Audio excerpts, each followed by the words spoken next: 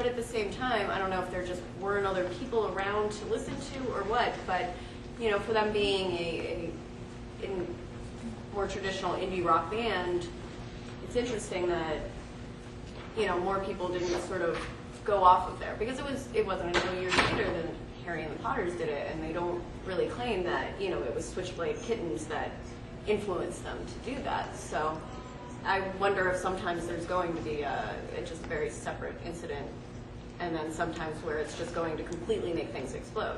So. Well, I kind of thought to follow on to that.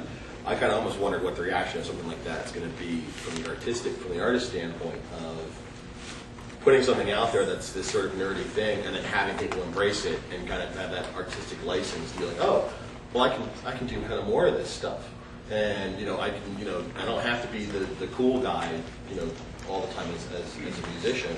So like that, you can kind of be a little more honest and embrace these things that previously you didn't really talk about in certain circles and stuff. So it's, you know, where that goes would be interesting. What time is it? It's 2:39. Okay, sorry, one more. Wait, we have two people. 1:39. Well, your clock is off. Or 2:39. No, okay. Anyway, we have two questions online. Can I ask both? Yeah. Okay. The first is from Squib Girl. It's a real squib. It's a real one. Yeah. As Wizard Rock has, excuse me. As Wizard Rock has gotten larger, how have the reactions of non-HP musicians changed when they talk to rockers? Are they still as amused? Do they see this as a path to building a fan base? Do they still point and run away? Point and laugh and run away? Well, I met a Muggle band that opened for Steph last year at a club in Pittsburgh.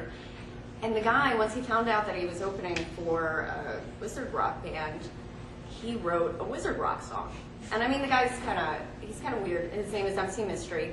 And I mean, he writes fairly ridiculous music. I mean, he's not like trying to be Bruce Springsteen or anything. Like, he's definitely in that. I know. He's not into the, you know, it's very silly sort of Weird Al almost, you know. But he found out he was playing the show and wrote a Wizard Rock song. And it was amazing. And it was awesome. I mean, this song was just, I still get it stuck in my head. And I really, you know, afterwards I went up to him and I said, you know, I don't know if you know this, but you write 8 more of those songs and release an EP, and like, you're gonna sell it. Like, you're gonna sell copies of it, you can go tour, you can, you know, and you can introduce people to your other music as well when you do this. And so I think in a lot of ways, like, a lot of musicians aren't necessarily thinking, oh gee, here's a good gimmick to milk it, but oh gee, I never thought anybody would care that much about hearing me sing about Harry Potter, you know? And he said it was so much fun to write that song, like, and that sort of thing, so. Well, I think, following on to that, I think there is a division definitely within the straight world of, you know, sort of the folks that get it and the folks that don't get it. And a lot, I think right now there's a lot more people that probably don't quite get it, but it's kind of shifting or something. Okay. So the second question is from Princess CSP.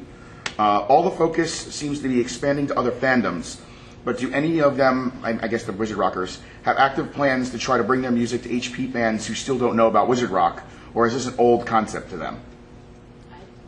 That's like priority. That's like my top priority. Like, absolutely, it's expanding. That's why, like, I love house parties to death. Like, I love house parties, but they, like you said, they're intimidating for people who are brand new to it.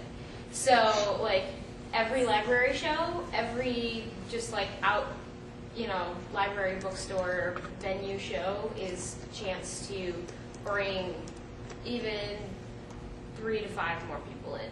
But that is huge, and that's what's most exciting is when somebody comes up to me and goes, "This is my first thing. I didn't even know it was a thing, and then I found out you were playing, and it was amazing." And they like hug you, and you're like, "Oh, thanks." I think those public venues feed into better turnout at house party, right. In my experience. That, especially with Harry Potter, it's a largely female group, and they tend to be between 15 and 25, and parents don't want to send their daughters off to some stranger's house. Craziest thing. So, and I can tell you that I have more people come to maybe a Whomping Willis house party after having me met their parents maybe at one of your library shows. And I can, like, give you chapter and verse on that. So, I mean, I think that you don't want to get rid of one because it sacrifices the And other. I know every time I see somebody with a Harry Potter shirt, I certainly accost them. Do you listen to Wizard Rock? Have you heard of Wizard Rock? Here is a website. Here is this. You need to get on this, And I think, Here's your card. Yeah, and I think in general, that needs to be, in conclusion, our thing. You need to accost Harry Potter fans who are still excited about being Harry Potter fans and get them to be Wizard Rock fans as well. And unfortunately... I just have one tidbit, I'm sorry. Okay, no. Just about what this is discussing. I mean, most of my time is spent actively promoting. A lot of people know that. And I was afraid with Deathly Hallows the numbers would start to drop. Numbers are still going up. And it's not a matter of fans finding us. It's a matter of people who didn't know there was a fandom. Yes. And there are dozens and dozens of people who do not know. Yes. And I feel almost like a personal crusade to save them.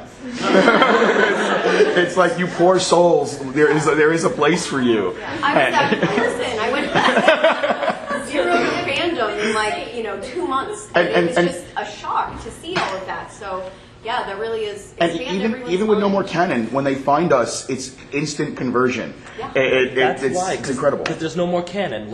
I'm a relatively new fan. I just joined a year ago, and this is my first con.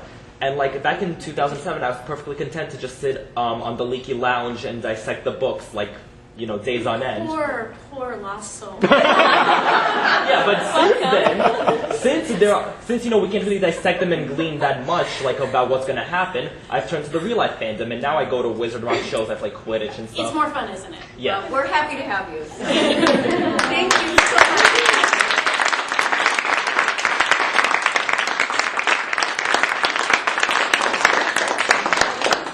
And yeah, we need to clear out here so everybody can get set up for the next one. But thanks so much for coming and listening.